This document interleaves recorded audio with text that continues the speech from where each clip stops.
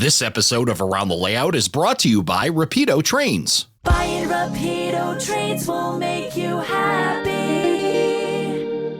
Haven't you heard? Rapido Trains has announced a U-boat load of General Electric U-Series locomotives. U-25Bs, U-30CGs, U-33Cs, and U-36Cs, and the U-34CH. You can check out all of these new releases and much more on their website, rapidotrains.com.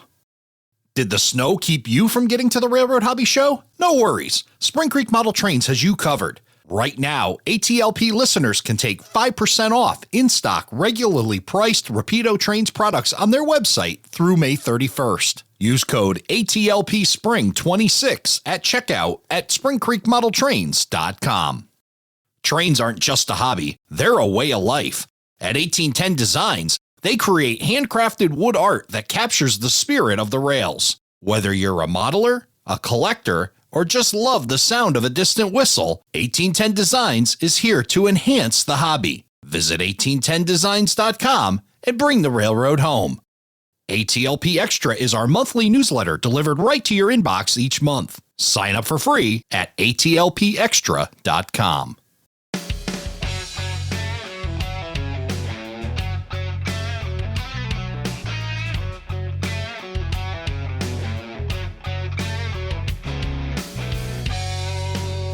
Hello, everybody, and welcome to Around the Layout, where model railroaders come to tell their story.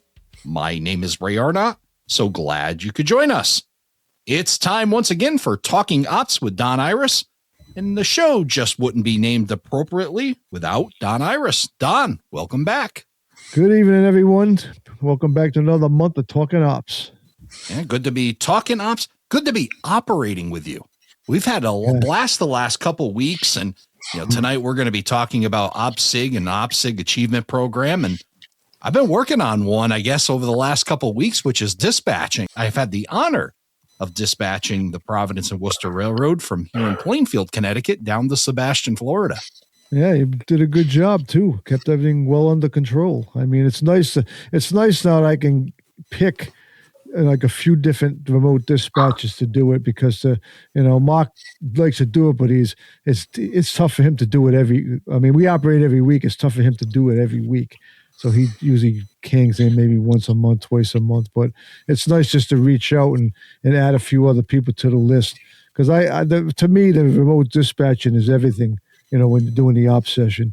I mean, I can easily put the system in ABS mode and just let the signals do their thing, but it's just, it's just fun to talk to a dispatcher that they can't see. Yeah, that adds a neat element to it. It added a neat element for me to spend a Wednesday night. And of course I multitask because there was some downtime. I've watched a few live streams and everything in between. I did that in the second week. The first week I was too nervous to really do any multitasking. I basically stayed focused right on the screen and didn't move because I was like, I don't want Don to yell at me. I don't want Don to yell at me. I'm not going to mess this up. But yeah, sure. Anyway, I stayed right on it, and zero cornfield meets. So I guess my safety record is really good right now. Absolutely, done pretty good with that. The signaling system worked really well. The detection system worked really well. Once I got a little bit orientated and kind of figured out where things were, I've been to your layout, so that did help. I was able to see it physically, but it's been over a year, so I don't remember it exactly. But no, it was really good. The instructions were really good. You got it set up well, and it was a lot of fun. So glad to be one of the dispatchers for the Providence and Worcester down in Sebastian, Florida. Glad you would be able to do it. It's nice having you.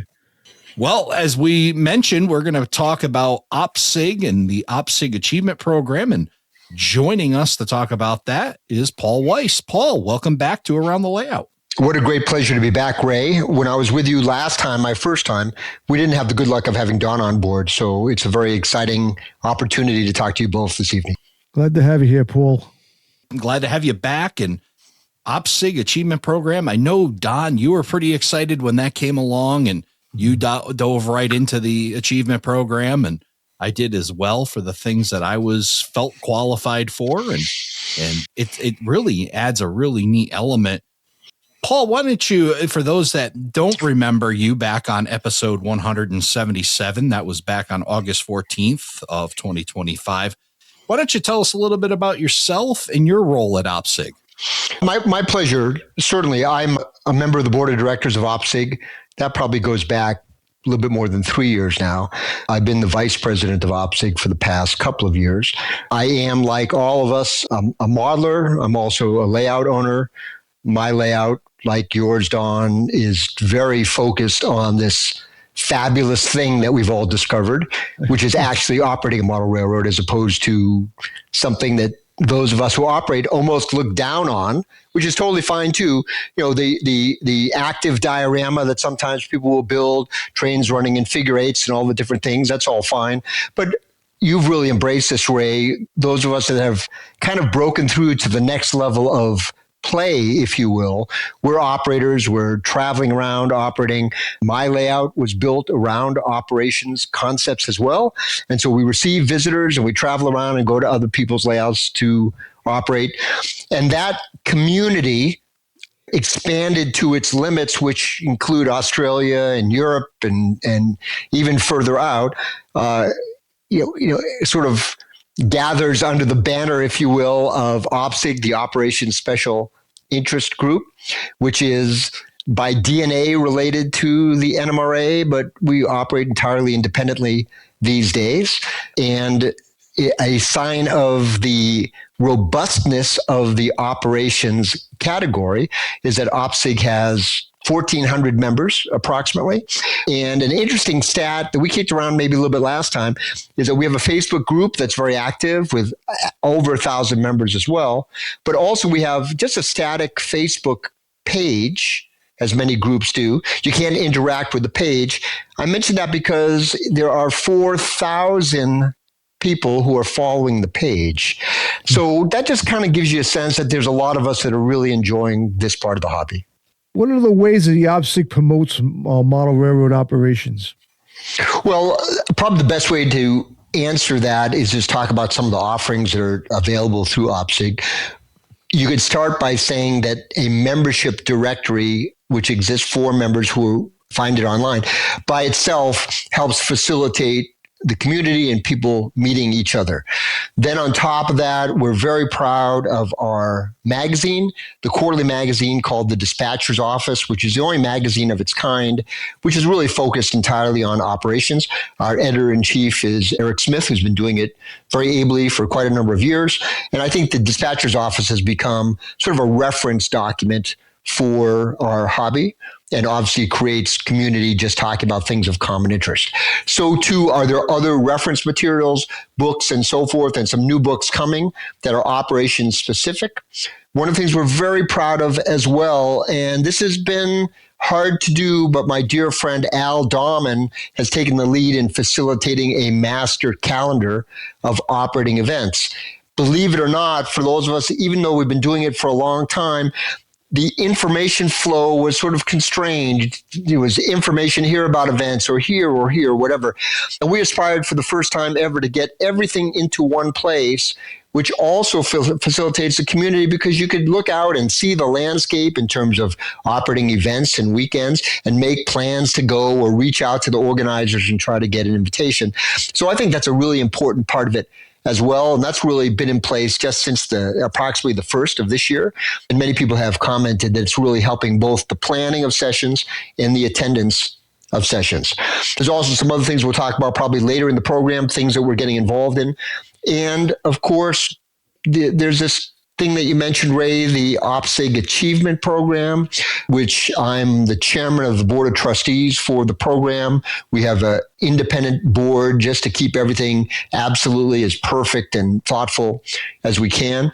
That program is, boy, it seems impossible. It's not even a year old at this point. And that's another way to provide education, and it's become also another facilitator of our community, because what's happening, and Ray mentioned it too, we're kind of talking to each other about the achievement program too. Hey, I want to be a dispatcher. Can I dispatch on your layout? What are you working on? The back and forth surrounding that. So all those things in harmony, I think really do a great job to facilitate the hobby. And I'm certainly not here today to encourage anybody to join, but it's noteworthy that it's $10 a year as opposed to 50 or $4 a month for all your apps or whatever. But it's $10 a year and you get the digital version of the magazine and access to all this stuff in case you're interested. I mean, I'm a member. Obviously, I've been a member for years, and I get a lot out of it. The achievement program that came out was cool. That was really good. I know I jumped on that right away, and I got as many buttons as I can get. I'm still working on my Ninja, though. I haven't really qualified for that yet. Well, and if you like, we should maybe perhaps remind the audience of some of the component parts, because being a ninja or near ninja is a pretty good achievement. The reason why it's a pretty good achievement is that there are 13, you can often visualize them if you choose as like almost merit badges, right? Like the Boy Scouts.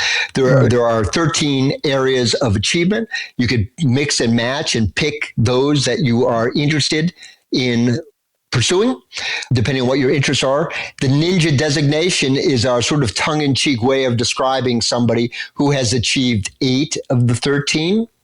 And Don, you're going to get there, and that's very exciting. I'm pretty close. Yeah, there's 25 of us who have finished that designation, and a lot like you, Don, that have most of them. They have a lot of experience. It's just a matter of doing a couple more things and organizing their experience to match the requirements of the program.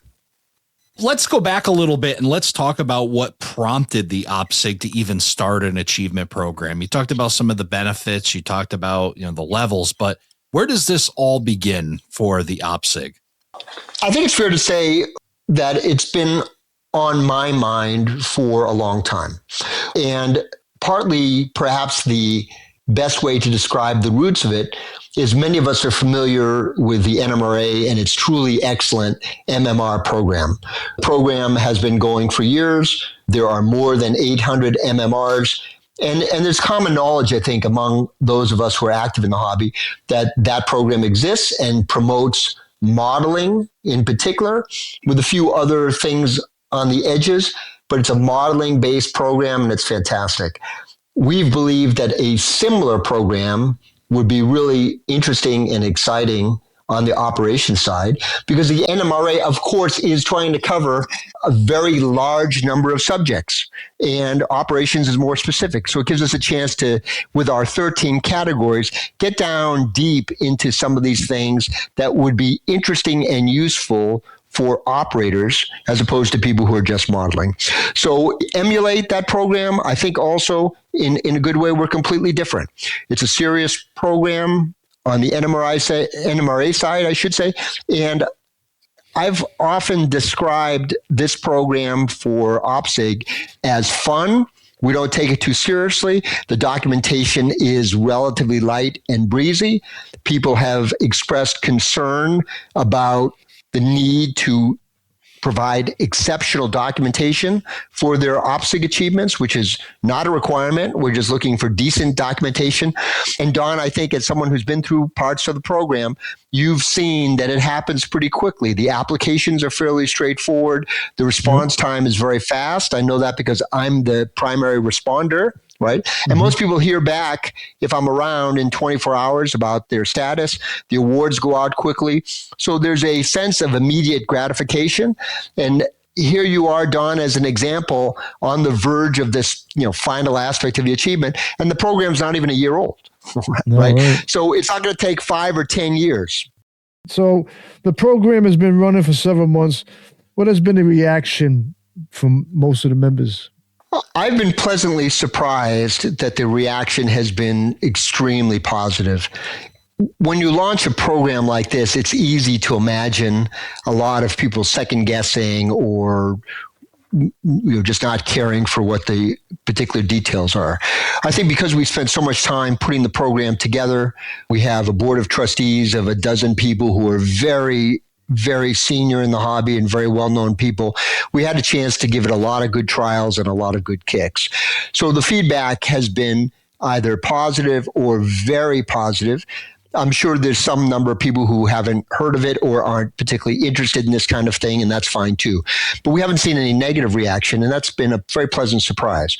I also can say that you start a program like this, it's impossible to forecast what the response might be. So there's the reaction to the content, and then how many people will actually come on board and pursue individual awards.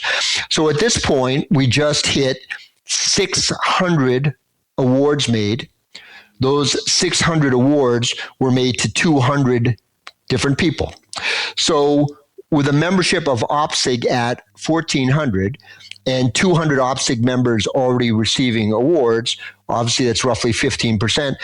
I think that's pretty good penetration, but we have no benchmarks to use to compare.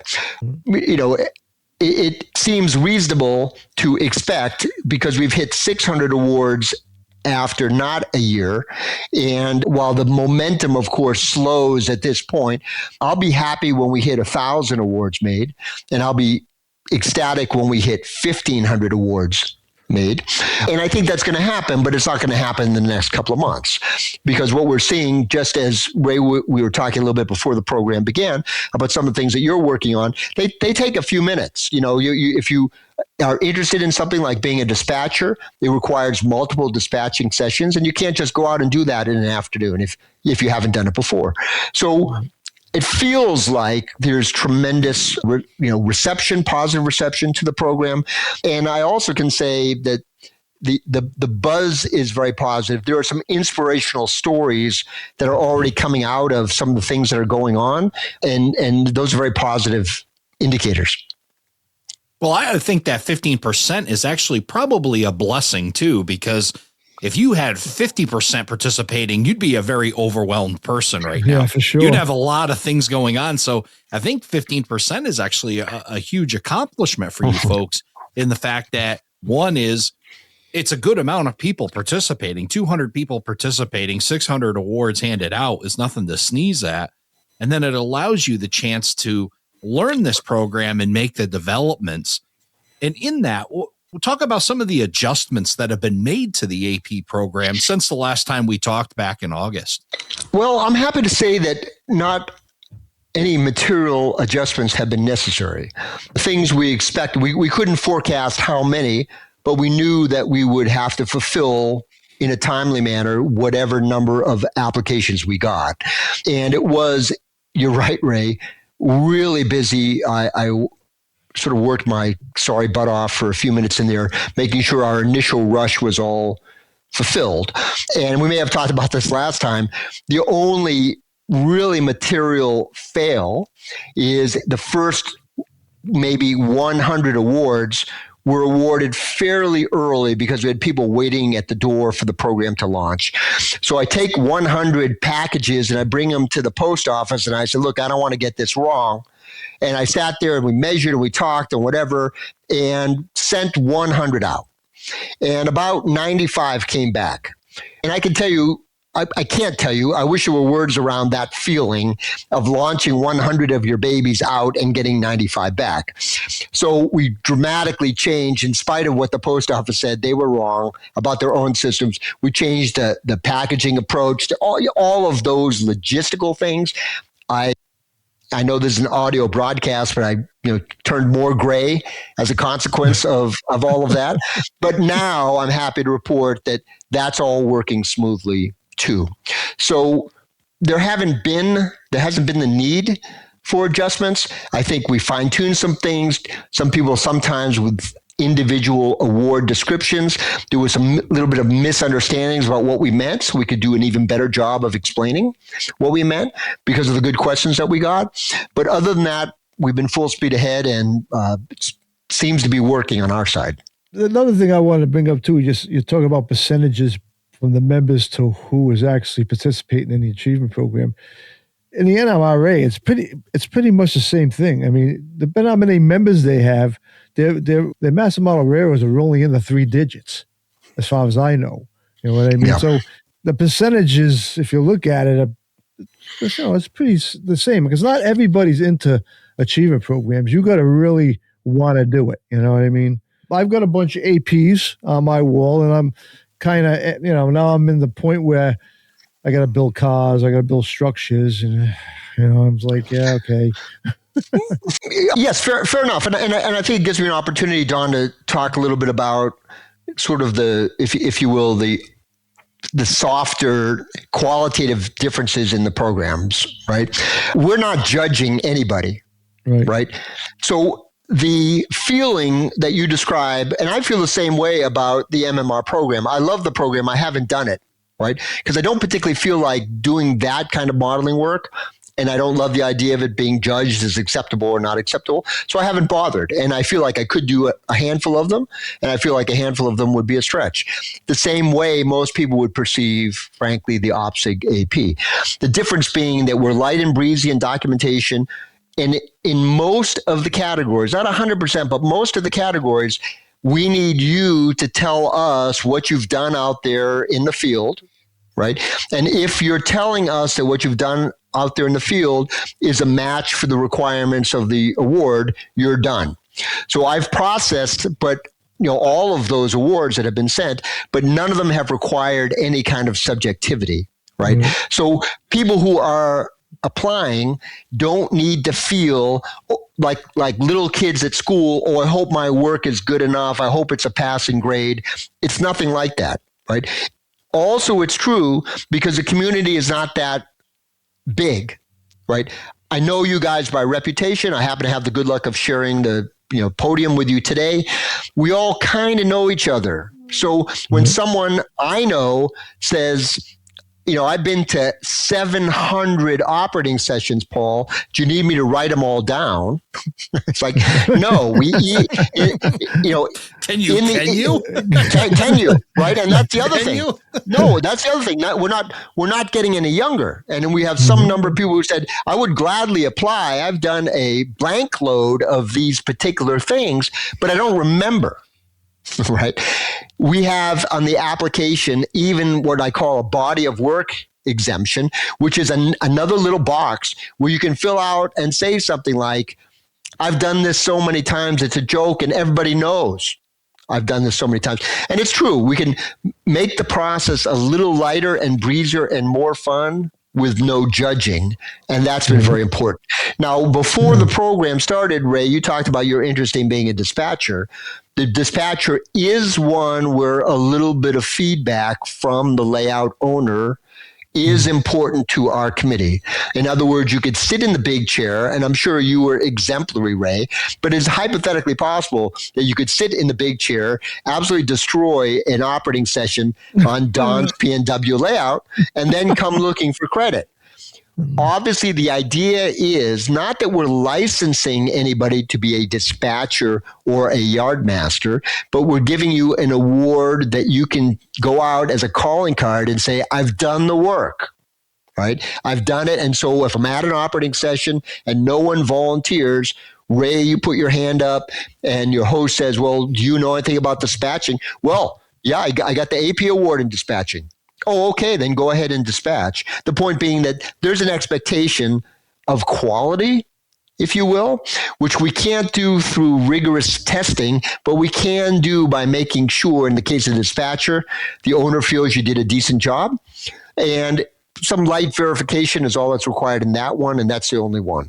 What is specifications, or what does the person need to have as far as hours or whatnot to receive a dispatcher's button in your AP? Yes, thank you for that question. I will say, just sort of globally, that all of these things are laid out on our website. And if you don't mind me taking a second, there are actually two websites. That's my doing and that's my fault, but I really wanted to organize a certain way. So we talked a little bit about OPSIG, and so there's a website, opsig.org, which is all of the group stuff except for the AP. And then on the AP side, we have a website, opsig-ap.org. And that's where this program and all of its component parts are described in detail. If you go to the opsig-ap.org website, you'll see when you get in there, this graphic with all 13 of the different awards. So you could click on it, for example, on the dispatcher award, and you can go right into the dispatcher page and learn what I'm about to tell you, which is if you have dispatched on 3 different layouts with 3 different operating schemes, right? I got a very interesting question the other day about some very obscure operating schemes, but the operating schemes that are on there are what you'd expect: warrants or TT&TO and so forth and so on. And we're encouraging people to go and sit in the big chair in 3 different situations and demonstrate that they had some grip on the layout and some grip on the traffic. Right. That's fair enough. And that's all of it. Although in that one case, as I mentioned, we will interview the owner and just make sure everything was kind of okay. Right. Okay. Yeah, that sounds good. Yeah, so that makes you a well-rounded dispatcher. It's not like me, Don's layout. That doesn't make me very diverse. It makes me a good P&W dispatcher, but it doesn't make me great to go to layout from layout to layout to layout and not have that experience yet. So, and I think what it just did to me is kind of what you're hoping for is now I got to find some other layouts to dispatch. Who else can I talk into letting me sit on their dispatch panel and dispatch? And I think that's kind of the whole concept, right? Get more people involved in doing more things in operations. That's very well said. And I appreciate that you mentioned this because, yes, first and foremost, the whole idea here, and we perhaps forgot to mention it, is that this is fun. It's fun for a lot of people to go out and aspire to do things they haven't quite done before. So yes, I get questions like, would you accept I've only dispatched on one layout but multiple times? And in many cases, it's like, well, so long as you are in compliance with the spirit of this, which is pushing your boundaries and achieving expertise in several different areas, such that on completion, you can come back and say, boy, I'm really glad I did that because it caused me to go out and do X and Y and Z. And when I said earlier, there have been a lot of really sort of inspirational stories already around the program. The stories tend to be something like that, where somebody was really in a comfort zone and they did a certain thing. And it's interesting, if we digress for a second, I gave you those 2 simple numbers, 600 awards made to 200 people. So the average, of course, is 3. If the Ninja, not everyone needs to or wants to do that, but if the Ninja award is 8 and many people have 3, then you could tell that there's going to be a need for some of those people to reach into areas where they haven't really reached before. What's so interesting about some of these other categories you guys both appreciate, for example, there's an author category. For example, there's a clinician category. For example, there's a volunteering category. Those are all things that people who haven't really stretched to be part of the community can say, hey, I'm going to look for, maybe I'll write an article about my own layout and how I operate. Maybe I could give a clinic. And in fact, I had a luncheon today with a bunch of local operators. And I said to the gentleman sitting next to me, we have a convention coming up, a regional convention coming up. I said, why don't you give a clinic? He says, I don't know. I had never given a clinic. Well, you have a great layout. You could talk about it. And he's like, wow, okay. And suddenly he's booked for a clinic. That wasn't born out of his desire to be a clinician and get the award, but it's all tied together. This idea of let's go try stuff and do things we haven't done before. And this is where I think we're succeeding. We're not changing the hobby, but we're changing the journey of a lot of individual people who are now going out and doing things they haven't done before. So what's been the most achieved category? I would say I don't have the statistics in front of me, but the host award is definitely in first place. We anticipated that. Everybody who has hosted 5 sessions qualifies to be a host. And as you guys both know, many people, once they start hosting, host frequently. Maybe it's quarterly, maybe it's even monthly. And we picked the number of 5 because you guys know once you've done it 5 times, you're starting to get in the groove. Right? You understand what your guests, I call them customers, what they're looking for. You think you probably run into 2 great operators and one kind of persnickety dude, or all the different things that are part of being a host. After you've done 5, you're in the know of not everything that can happen, but the things that typically happen. So that's relatively easy to achieve for those who have done it a great deal. That's why it's the most popular.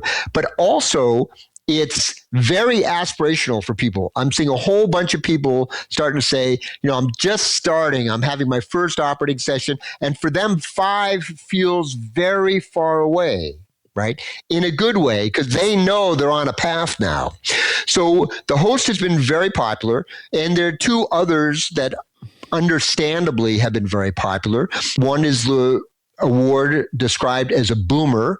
Of course, in the real railroad, a boomer is a traveling journeyman railroad worker. We wanted to encourage people to get out of their comfort zone and travel a little bit and go particularly to these operating weekends. You guys have done it. I've done it a great deal. I was just in Seattle at a wonderful event called Sound Rail this past week, where you go, you get to experience several different layouts that are done by that community, see the best of their work, and see some of the practices that are different in different communities, which will enrich your own experience. I had no idea, and I had heard about it, but I went to Vancouver to one of these events in the fall, wonderful event, Van Rail, and operators in Vancouver, there's some number of them that have a 12-to-1 fast clock. Okay, on paper, that's stark raving mad, right? 12-to-1, right? However, and so it's easy to have an opinion about that when you haven't done it, right? Of course, they're great layouts and they're great operators and they know what they're doing, and they've made different kinds of adjustments. And so you get to go and say, oh, I've never seen this before, but that's kind of cool. It may change what you do, or it may reinforce what you do. But the point is getting out of the immediate area and seeing some of these things seem very worthy. Of course, you guys both know, and you've done it yourselves, a lot of us have been traveling around for a long time. So, going to a handful of operating weekends, which is the requirement of the Boomer Award, is very quick and easy for a lot of us who've done it already. And at the same time, at Sound Rail in Seattle, I ran into one of my dear friends who says, this is my first one. I've been thinking about doing it for 30 years or something. I can't remember exactly what he said. I've never really had a reason, a catalyst to go out and do it. I saw the achievement program and I said, gosh darn it, I'm going to go out there. And he's on a path to get the Boomer Award this year easily. And he has never done it before. These are the kinds of things that the program is intended to do and intended to encourage. And he's grateful that we kicked him in the butt and got him out there. So it's a win-win all around. Yeah. And with that, I mean, I listened to these numbers, right? And although 5 operating sessions would be considered a slow quarter down on Don's P&W, for a lot of people, 5 is a big number. And you talk about those that are, heading towards that number, getting number 1 out of the way and working their way forward. And then you got more folks looking to travel and expanding, where they're willing to go for operations. Don getting out to the Rockies, you up to Seattle.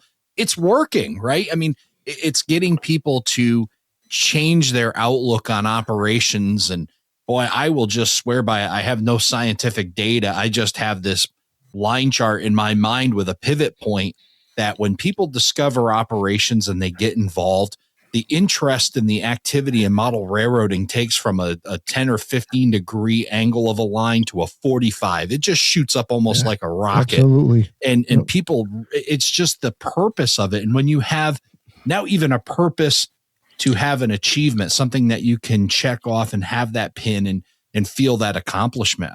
I mean, I've had so many people come over here. They call up, oh, I never operated. I have to come over and operate.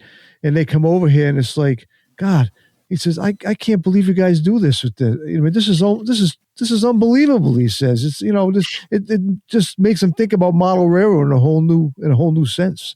One of the big things we talk about at OPSIG, particularly since I joined the board, since the president, Rick Watson, joined the board, is it's very important to the hobby to have an on-ramp for people who are interested and don't have a natural path to find other operators and to be invited in to operate. We're hoping in part to change the culture because not every layout owner is willing to host people they haven't necessarily met. Mm-hmm. So first and foremost, when we add something like the achievement program, It gives people a chance to study, get involved, and perhaps illustrate to others. Again, I use the word calling card and say, hey, you don't know me, but I have 4, AP awards, and I'm interested in dispatching. Should I, would I, all the, that conversation among the members and the encouragement. For example, we didn't talk today about another award, the Mentor Award, where if you act as a dedicated mentor for a newbie several times, I'm not talking about you happen to be paired with a guy who doesn't have experience. I'm talking about you bring somebody in from your golf club or your brother-in-law or whatever and say, hey, I will be your, consigliere or whatever you call it that day to help you understand. I have found that I have almost forced several people to join us to operate. I think I told the story last time, Ray, that I had a gentleman come and he said, I have 2 things to say in closing, Paul. I had the time of my life and I was sick to my stomach all week. All right. Which really sums up so much about the fact that there is a barrier to entry, if you will, until someone reaches their hand out and says, come operate with us. And if we're really doing our job as an organization, we've created a culture of, it's only model trains. We're all gonna get along, and we can help each other advance. It's also something that we're very proud of at OPSIG, and we were just talking about this at the last board meeting. Our membership numbers are fairly flat at 1,400. And I finally asked the question, because I think we have all these really compelling programs going on. There must be more to those numbers because the enthusiasm is so high. And also other organizations are in decline because of the demographic. So what's going on? And actually what's going on as we dug into the numbers is that since the beginning of last year, we have added 175 new members, not renewing, 175 new members. Our numbers are flat because we're getting older and there's some attrition as people fall off the end. We've more than offset the attrition because we're actually growing.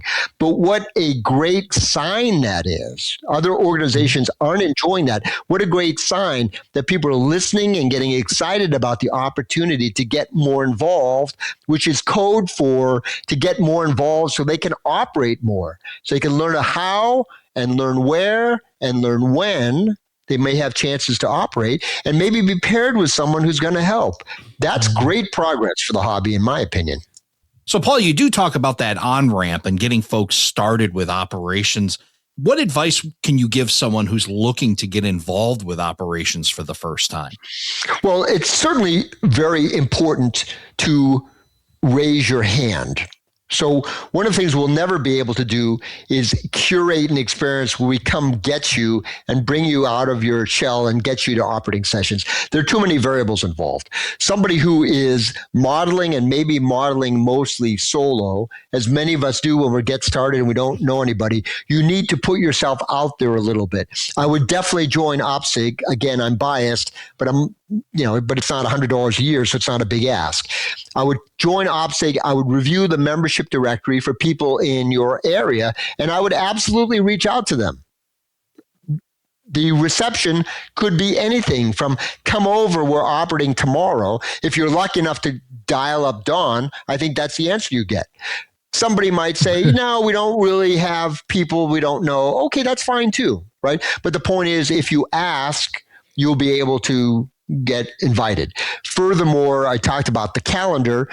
If you go into the calendar as an OPSIG member, you'll see events that are happening in your area and you'll see events that are happening in other areas. In many cases, those events in other areas are wide open. In other words, you can reach out to the organizer and express your interest. It's particularly powerful if you reach out and say, I'm new. Right? Because they want to know. And a good event organizer is going to take the best care of you, making sure you get to the right kind of places with the right kind of help. You also always, I hope, will be involved in the NMRA, right? Because another way to get out there, we talk about the NMRA, we talk about the OPSIG. There's tremendous overlap, right? I have no doubt, we don't have the stats, but a huge percentage of the OPSIG members must also be NMRA members. So if you get involved locally and you go to your NMRA divisional event in particular, or an NMRA regional event, you're going to have people, and in that room, and we do it here in Northern California, that room might have 15 or 20 people. The divisions aren't huge, and they're not huge where I live. But those 15 or 20 people are going to look at you, they're going to greet you, and if you say, hey, where do I blah, blah, blah, you're going to say, oh, Fred's an operator, and Sally's an operator, and Dick's an operator, and you're on your way. Right. Suddenly.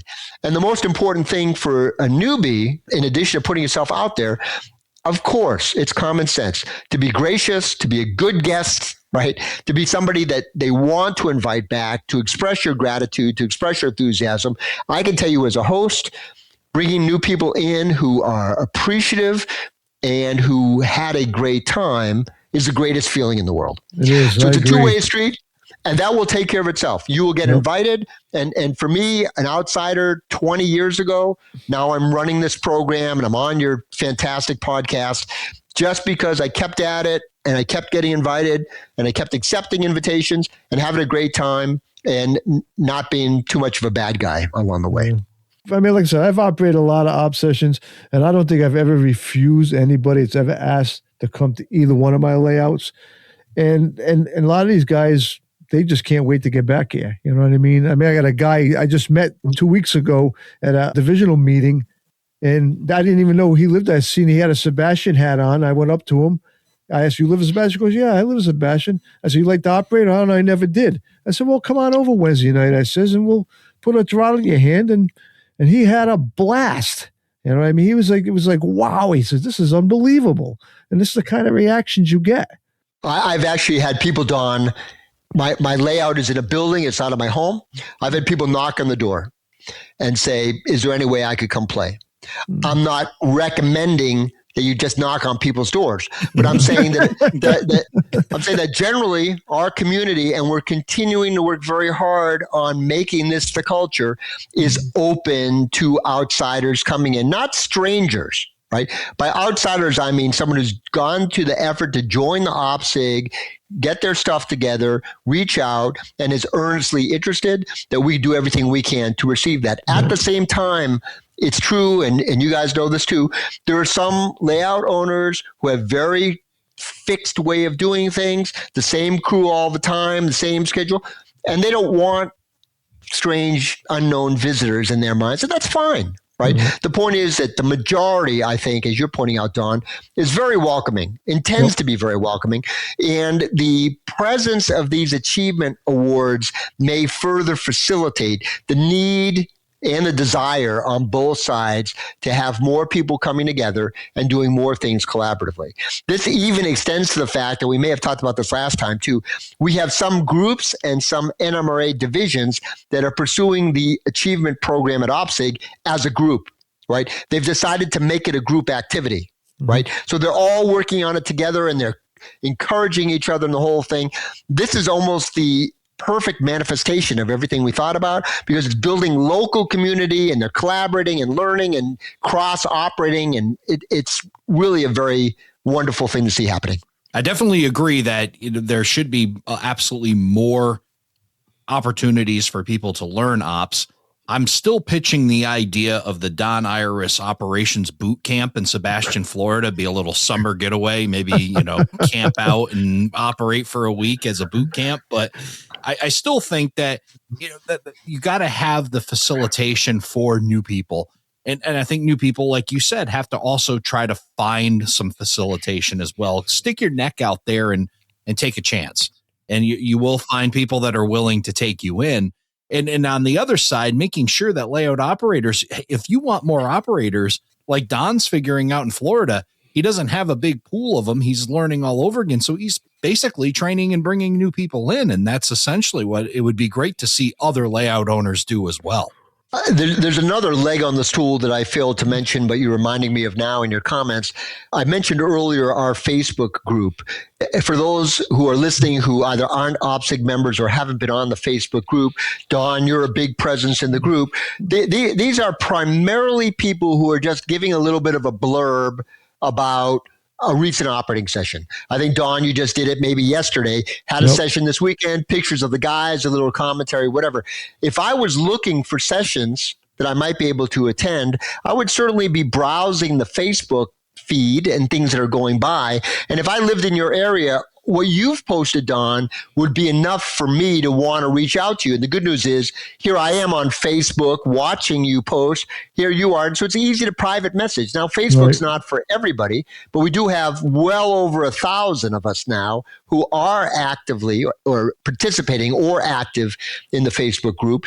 And I think what you're reinforcing, Don, which is really good for people who are on the cusp to know, is that it's not weird. It's not unusual for someone to private message you and say, I see you're doing sessions. I live 30 miles away. Is there any way? Because you would tell the story. You would say, yes, but you have to do this and this, or come so-and-so, whatever, and get people across the line. Right. That's going to be a very powerful part of all this. Yeah. I mean, especially down here, I've got operators that have contacted me 2 hours away from here, so and they've been here already. They've drove the 2 hours here and the operator drove the 2 hours home. But what we're going to set up is me and John Farrington. He lives 2 streets over. He's got his layout. We operate, we try to operate bi-weekly on each one. And these guys try to get them to come down here for 2 hours drive. They can operate here. We'll go to lunch, then we'll go over to John's, we'll operate over there, and then they go home. I mean, they get a whole day of operations for 4 hours worth of driving, man. You can't beat that. And I'm glad you mentioned this, Don, for 2 reasons. One is that you're reinforcing something that really hasn't come up so far.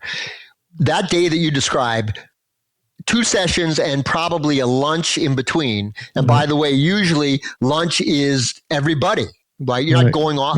Sometimes it's different, but so this is a really big social day, right? So the social aspect of this is very near and dear to all of us because we've become very good friends, and that's really nice.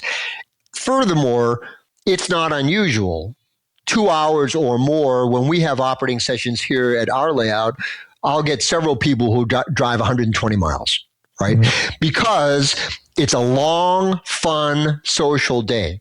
So as newbies are looking for where they might be able to participate, it's pretty clever to cast a wider net, right? And, you may or may not find an operating session on your street or in your town. There's probably one somewhere in your county, and there's almost undoubtedly one next county over. Right. So with a wider net, you'll have a greater chance. And I do hear all the time as part of the achievement program stuff, there are some people who live remotely or can't move around as easily or can't afford to move around, so forth and so on. That's why the achievement program has 13 choices, because if you can't move around the same way, you have other things that you can work on if you choose. Nevertheless, people come a long way because it's a very enjoyable social outing. In my case, it's 6 hours of operating and lunch in the middle. But either way, it's a full day of enjoyment. So we talked about ways to get new people involved with operations, but for those who have been doing operations but haven't started the AP program yet, what is an achievement that can get them started right now? What are some of the things that they could get into the AP program? Where would you aim them, Paul? It's a very interesting question. Thank you, Ray. And it's almost impossible to answer. And the reason why it's almost impossible to answer is that everybody has come at this from a different place in a different way, right? So there are people who are right on the cusp of being an author. They have the skills, they have some ideas, but they've never really done it. For those, they gravitate to that very quickly. Right. For others who have been traveling around, you might gravitate toward the boomer very quickly. Certainly, if you've been in the hobby for a while, those awards that I mentioned, hosting or boomer, will tend to be pretty easy based on your body of experience. We didn't talk about one that's both very useful and maybe a little bit difficult, which is the conductor and engineer award. The conductor and engineer award basically means you had to go out and be a road crew at operating session a bunch of times, right? So as you're progressing and going to operating sessions, you're starting to add up, frequent flyer points, if you will, toward the conductor and engineer exam. So that is relatively easy for experienced people to gather their experience, a summary of, or detail if they want, of their experience. There's an interesting caveat surrounding the Conductor and Engineer Award, which is that we didn't want it to be just a participation trophy. Right. So as you guys recall, Ray in particular, we talked about this last time. We spent a lot of time designing a rules exam. And so there's an online multiple choice rules exam that you must take in order to get your conductor and engineer designation. So for many people who are playing the game at home, if you will, there's a comprehensive set of study materials. Again, this is not like taking the bar exam or something. We're not licensing anybody, and no one's going to die. No one's going to die, right? I can only speak to my layout. It's probably true of you, Don. All these years later, no fatalities, right? Nope, Has that been your experience? Okay, good. So we're doing fairly well. Right, there you go. So given all that, we designed an exam, again, to push people's limits a little bit. And for example, one of the things I can tell you and tell your audience is that most of us who are operators believe we know what yard limits are, and most of you are wrong. Okay, so that's a teaser. Wait a minute, what? Yard limits, it seems so simple. It's not so simple. And the opportunity, and I loved it because I co-authored the exam with a bunch of guys much smarter than me, but to get a chance to deep dive into certain things that maybe just happened casually when you went to operating sessions in the past. And so the rules exam has also gotten some really positive feedback, even from the people who failed the first time, right? Because they appreciate what we're trying to do. They appreciate that the content is balanced and fair. And when you study for the exam and ultimately pass the exam, you will have learned something about rules, about signals, about TT&TO, about warrants, about all the different pieces that may turn up when you go to that next operating session. And that's been very important to us. And I would really encourage people to take a look at that. And it's interesting, human nature, as I say, and there's exam, people say, oh, there's an exam? How do I take the exam? I mean, somehow we want our knowledge validated or to have that kind of educational challenge. And there's been a lot of interest, and I think we've put 30, 35 people through the exam so far. So what are some of the common misconceptions about the OPSIG AP program? Thank you, Don. I think probably the largest one is the expectation that the documentation that we ask for will be onerous. And it's a difficult thing to combat until people go into the website, opsig-ap.org, and take a look at the application form and see that, there's some details required, but there's some smallish, medium-sized boxes that you have to populate with your qualifications. So it's not years of logging. It's not years of proving.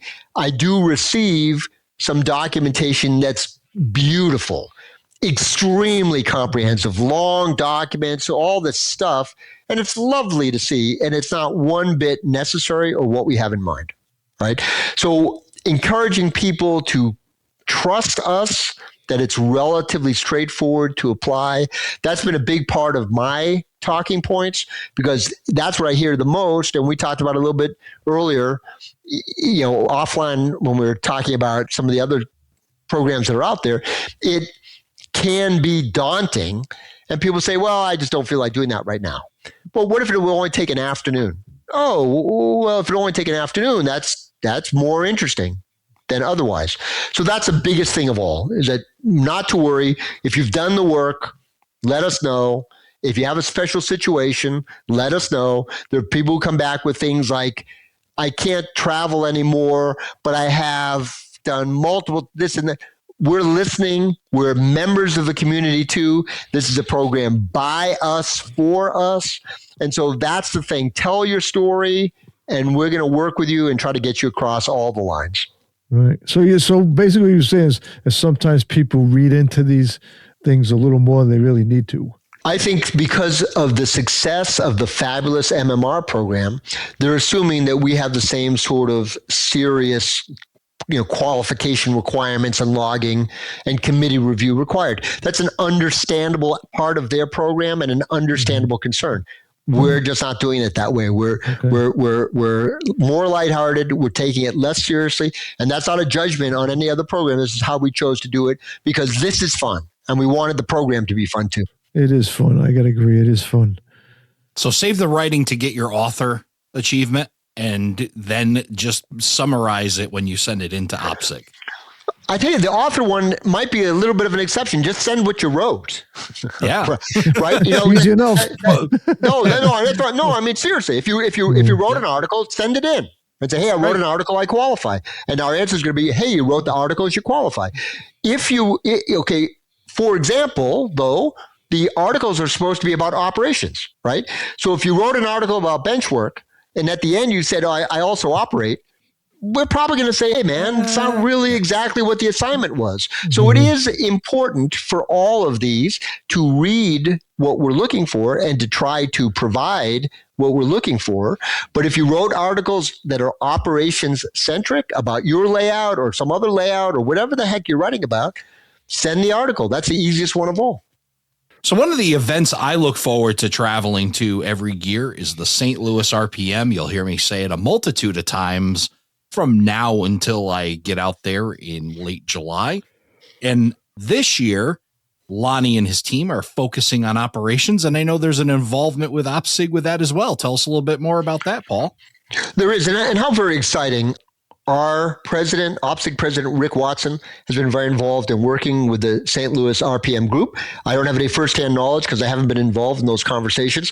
I know that the assignment has been for OPSIG to use some of our contacts and maybe some of our knowledge as well to bring an operations layer to, kind of sit on top of the RPM aspect. I suspect it's fair to say that there are a large number of the RPM community that also operate or are intrigued by operations or make it instant operations. So as far as I know, it was the idea of the people in St. Louis that they wanted to have this theme. They reached out to us. We are in the middle of organizing some clinics right now. Rick Watson himself is going to speak, and he's a very knowledgeable speaker on operations topics. My dear friend Jim Providenza, many people know, is also going to be speaking, and there are more. So early on, I think it's fair to say that we're assembling an all-star cast of people to talk about operations topics atop the RPM part of the program. And it's probably, as to my knowledge anyway, the first time this has been attempted quite this way. And I suspect it will be not only successful, it will be the first of many, because these topics do fit together very nicely. And the size of the typical RPM group is a really good size to add on some of these things and have it be fairly impactful. So we talked about, obviously, OPSIG and the OPSIG Achievement Program tonight. Where can listeners find more information, and how do they join OPSIG? Those website addresses that I provided to you earlier are the gateway. The primary website, OPSIG, opsig.org. You'll find right on the landing page everything you need in terms of, well, more accurately, everything you need in terms of linking forward into the different pages. So in terms of new members, you arrive at the page, you have to log in as a member. If you're not a member, you have an option to join. And so that'll be not hard to find. Once you're in, there are all these different silos for all the different categories of information, depending on what you're looking for. Awesome stuff. And we will obviously share all of those links on our website, aroundthelayout.com/223. Paul, it's been great catching up with you, learning more about OPSIG and the OPSIG Achievement Program. Don and I got some work to do because I know Don wants some more achievement buttons. I want some more achievement buttons, and this has been a lot of fun. It really helps supplement and motivate us within operations. And of course, you got two big proponents of operations sitting behind the microphone of this episode, and we're just so excited to be able to get more people involved. Again, I think the hobby is so much better shared, and it is so much better when you're able to put the trains to work and have them have purpose. So, Paul, thank you so much for joining us here on Around the Layout. Thank you, Paul. It's been a pleasure. I hope to be back, and you're doing a great job. It's a very good platform for everybody interested in the hobby. Thank you, Ray and Don, very much for this opportunity. Thank you for joining us for this episode of Around the Layout. Learn more about today's episode, check out past shows, and much more on our website, aroundthelayout.com. Show your support by becoming an operating crew member at aroundthelayout.com/crew. Follow us on social media, aroundthelayout.com/social. And send us your feedback, aroundthelayout@gmail.com. Thanks for hanging out with us around the layout. It's been a pleasure. I hope to be back, and you're doing a great job. It's a very good platform for everybody interested in the hobby. Thank you, Ray. Thank you, Paul. I would say thank you, Ray and Don. I don't feel that way about Don, though. Okay. I'm thanking Don. I barely know Don. I mean, no.